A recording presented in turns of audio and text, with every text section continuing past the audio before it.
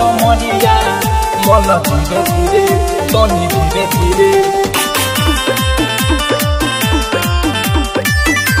राजा राजा राजा बथता हमर कमरिया मल धीरे धीरे तनी धीरे धीरे राजा बथता हमर कमरिया मल धीरे धीरे तनी धीरे धीरे पहले बार सुन तू तयती हमर भइल बाटे दूर गति हई देख भइल बाटे अब तो गिरे गिरे राजा बथता हमर कमरिया मल धीरे धीरे तनी धीरे धीरे राजा बथता हमर कमरिया मल धीरे धीरे तनी धीरे धीरे कमलेश रिकॉर्डिंग स्टूडियो मोहम्मदपुर राजा बथता हमर कमरिया मल धीरे धीरे तनी धीरे धीरे पने आवेला ना प्यार तू तो बड़ा हो बेकार हमर पूरा लाया जेल सारा धा अब होता अफसोस करके छोरा बाबे हो पूरा देहल तू गर्दा गरदा पूरा देहल तू गर्दा गरदा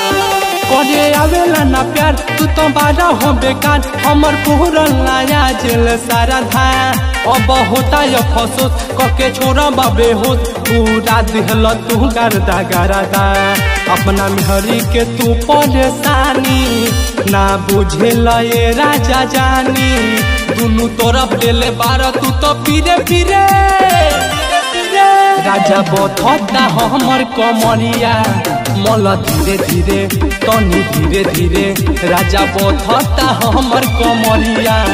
मल धीरे धीरे तनी धीरे धीरे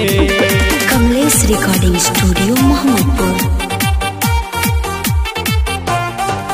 राजा बथता हमर कमरिया मल धीरे धीरे तनी धीरे धीरे मल धीरे धीरे तनी धीरे धीरे अभी बानी कमजोर हम कही दे हमसोर अभी कमे बाऊ मर हमर काहे चाट तार ढोरी तू बनैब का कटोरी बने के चाहता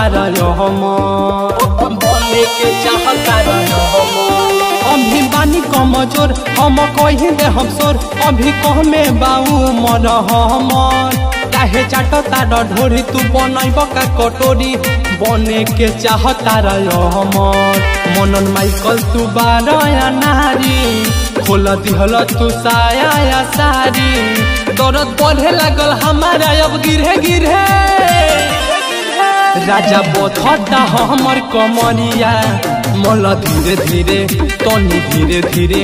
राजा बथता हमर कमरिया मल धीरे धीरे तनी धीरे धीरे कमलेश रिकॉर्डिंग स्टूडियो मोहम्मदपुर।